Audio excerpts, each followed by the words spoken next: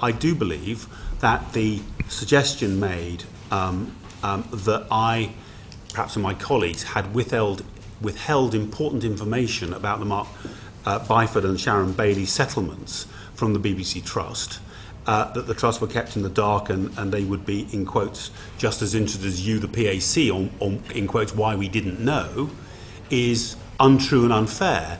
What I want to say, though, is I don't understand why those misleading statements were made. I think it is, I don't want to impute intention to it, but I believe there were damaging and unfair, misleading statements made specifically on this point of how much information had been shared with the chairman at the time, Sir Michael Lyons, with the trust unit led by Nicholas Kroll, with other trustees, and subsequently with the BBC Trust. And I wanted to set that right, as I say, not criticising the individuals, but simply I don't think it's fair, because I believe I made sure that the BBC Trust was fully informed in advance about these settlements. Do you want to respond to that?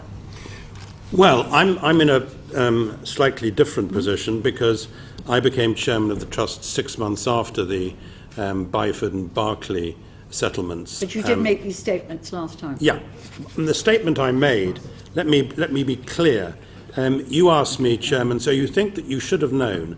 I completely understand that those within contractual obligations are an executive decision, but where they exceed contractual obligations, should the Trust have known? And I said, yes. And if you call a previous Director General of the BBC in due course, I'll be as interested as you in why we didn't know. Now, it's said that is misleading the committee, a point which I take very strongly. We've looked through my induction briefing. There isn't any reference at all to severance payments.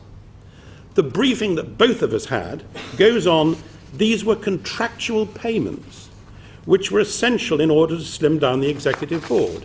These were contractual payments.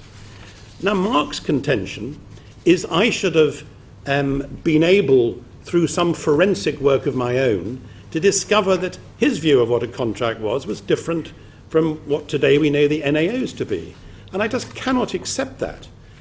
All I said to this committee, and I'm in some difficulty about this, because I repeat, I was not party to any agreements made about Mark Byford. I'm in the position in which I'm accused of having misled the committee on something that I never knew and couldn't have been expected to know.